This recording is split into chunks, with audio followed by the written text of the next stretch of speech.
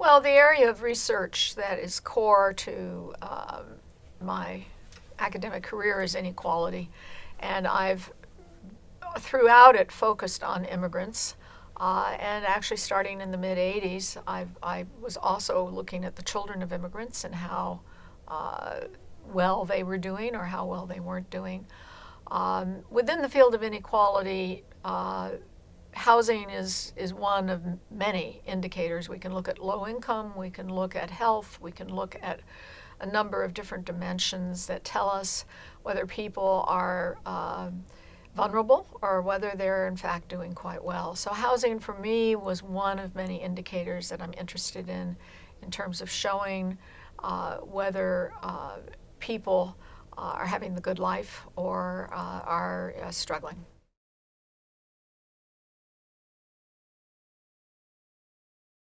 I had, at the time that the research started, which was almost 10 years ago, I was working with a young woman who's now an associate professor at York University, Ann Kim, and she was my postdoc for a very brief period of time. I knew her background. She had trained in the United States analyzing survey research that was quite similar to the kind of research I was doing at the time. And so we actually just got together and said what would be a really good postdoc project. And we came up with this emphasis on housing of immigrants across generations. We published off of that for the first time in 2009. And this project has had a bit of a longer history, but we're now bringing it to completion.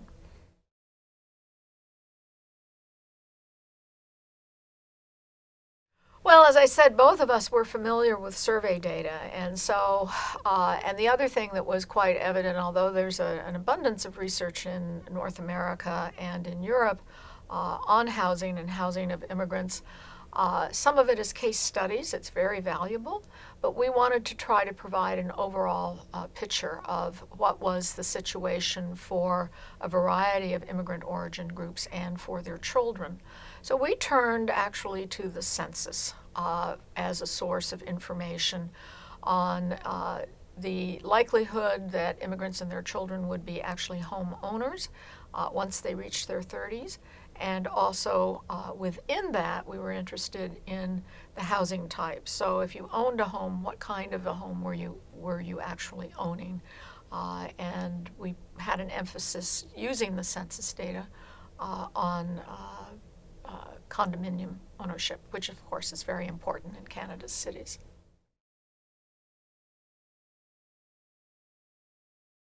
There are two major theories about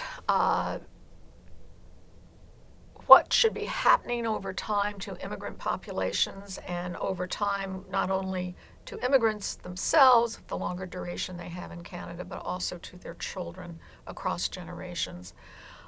One of them is a kind of a social assimilation model, which simply says that when immigrants come, they tend not to do well for reasons that have to do with language proficiency, lack of familiarity with the way Canada as a society works, and that over time there's improvement.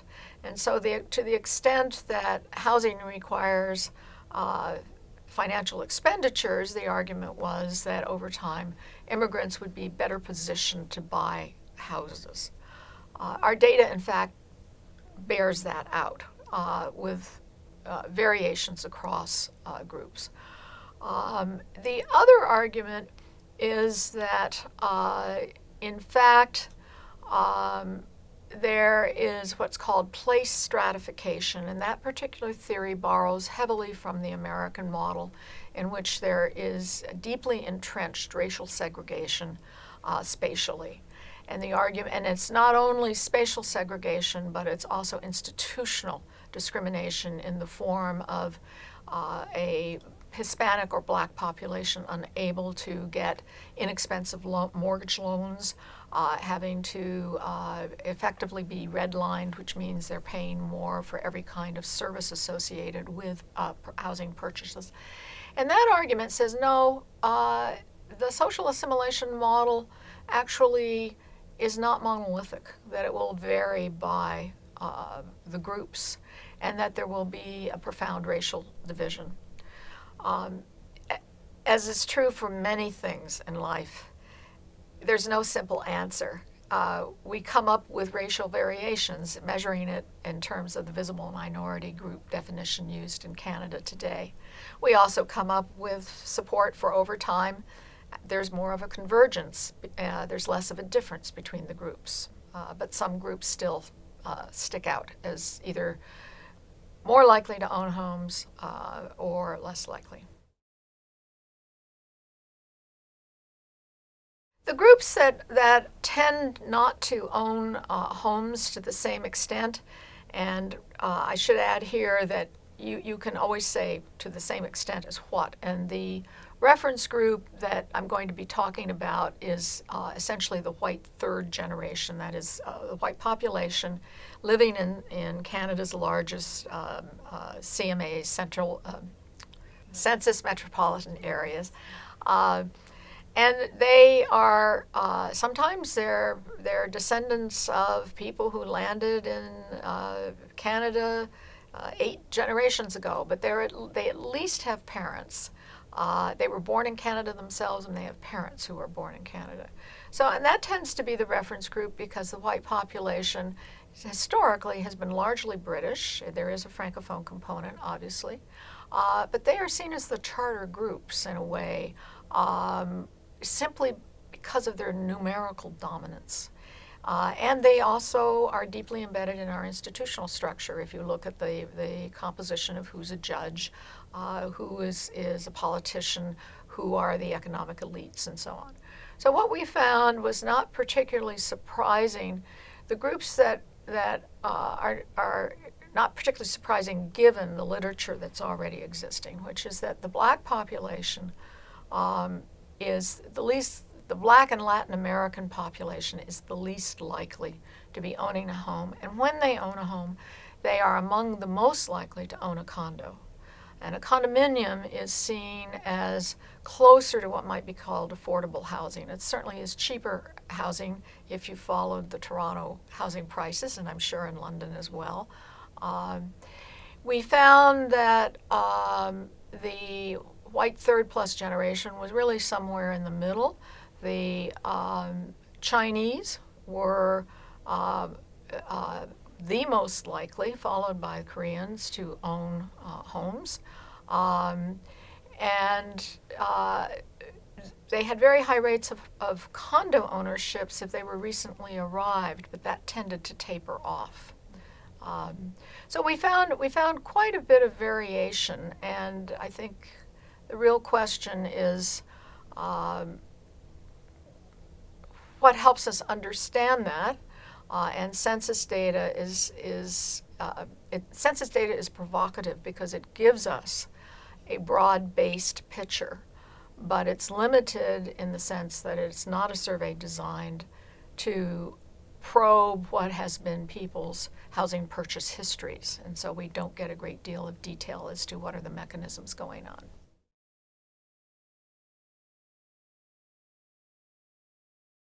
We did. In fact, the results I'm talking about are doing a statistical exercise where you say, what if everyone looked alike with respect to their age distribution, their marital status, what city they were living in, what was their household composition? Were they a couple household? Were they a multi-generational household? Were they a single-parent household? What was the education of what's called the primary household maintainer, who's the person who is paying most of the housing costs? And income, certainly, household income. And we still found these differences. So what it's saying is that we haven't gotten to the bottom of the mystery yet. If we had everything that went on to determine, or everything that was important in understanding differences, we would, given the statistical exercise, we'd have no differences left. But we still have the challenge of, I think, investigating this much more deeply, probably with different methodology and different data.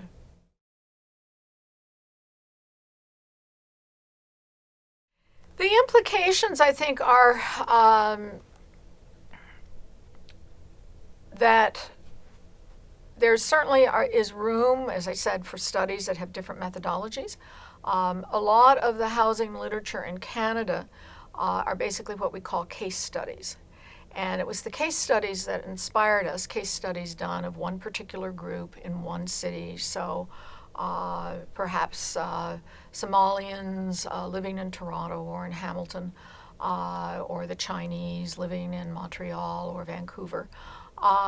They inspired us to see whether we could add more detail, that it wasn't just about the Chinese and it wasn't just about the black population from Somalia.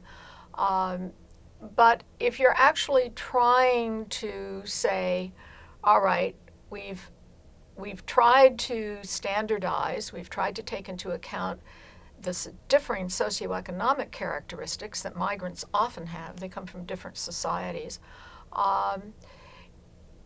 Where do we go now? I think we're back to case studies to try to say, okay, what is going on? We're also probably going to need really good longitudinal surveys, because housing isn't a sudden experience where you wake up and say, oh, I feel like buying a house today.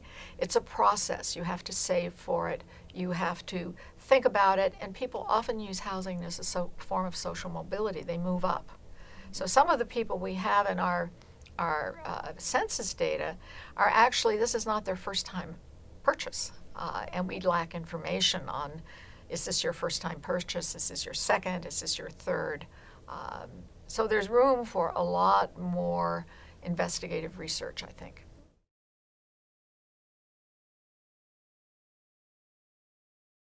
You can't, because not from the census data. In other words, if we had a dedicated housing survey, which some countries do have, you could probably get at that if you were wise enough at the very beginning when all of the interest in remittances started. There is one article that shows, that I've come across recently, that is done in Canada, that shows that households that send remittances are less likely to own property in Canada. But they didn't ask the question, does that mean you're more likely to own property back in the home country? Although we do know that remittances are used often to make that kind of expensive purchase.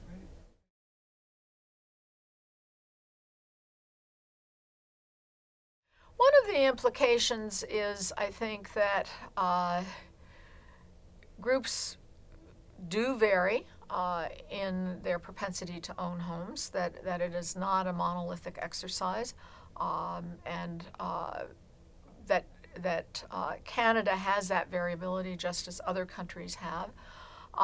But one of the interesting things that comes out of our research when we focus on whether or not homeowners own a condominium or not is that in Canada, at least, condominium ownership has been part of a public policy of enhancing the availability of housing.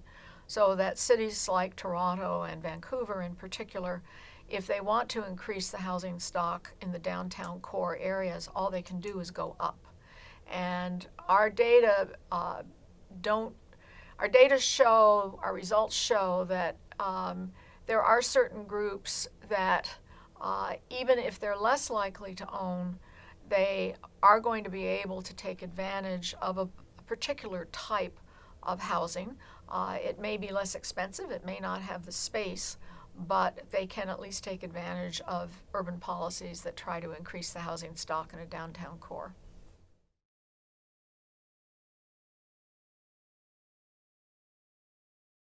There's actually, I think, a fair bit. My sense is, and now this is not based on my research, so it's essentially based on a reading of the literature that's out there. Successful immigrant communities, and you know this from your Pathways to Prosperity, are very good at communicating to their own members what are the resources that are available. And so both immigrant communities, NGO groups, I think, do a fairly good job if the need is there for communicating what it takes to actually own a home. And as I said before, owning a home is not a wake-up, oh, I feel like owning a home process. It requires planning, it requires the accumulation of money, it requires know-how on how you do it. The other thing is that the Canadian Mortgage and Housing Corporation actually has a number of bulletins out targeting immigrants and saying this is how you can actually own a home if you want to.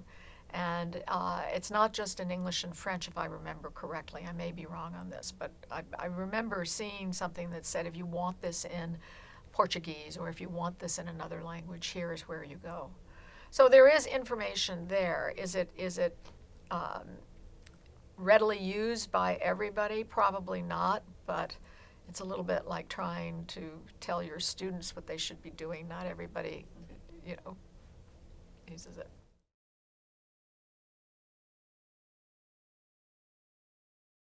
Well, I think your comment about the Syrian refugees and one of the questions as to whether or not they can buy a house has to be understood within the context of 2017.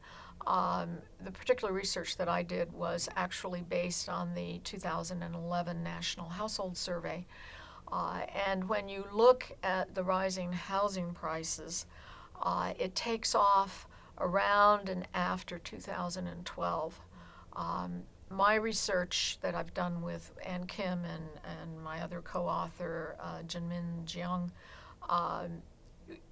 has been, we did it actually across 3 census years, and the findings are quite robust.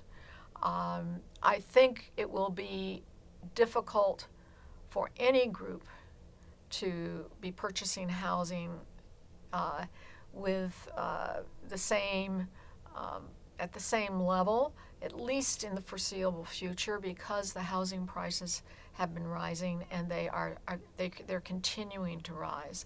There's an index of net change that's available for 11 CMAs, which I did not use in my research, but it shows that it's an exponential growth. And the figures that the Globe and Mail is reporting in for Toronto is that the average home in Toronto increased by 24% in the last year, which is absolutely incredible. Now that's a 4-bedroom home, probably in the suburbs. It's not a less expensive condo. There's wide variability by area where people live, but it's a heated market.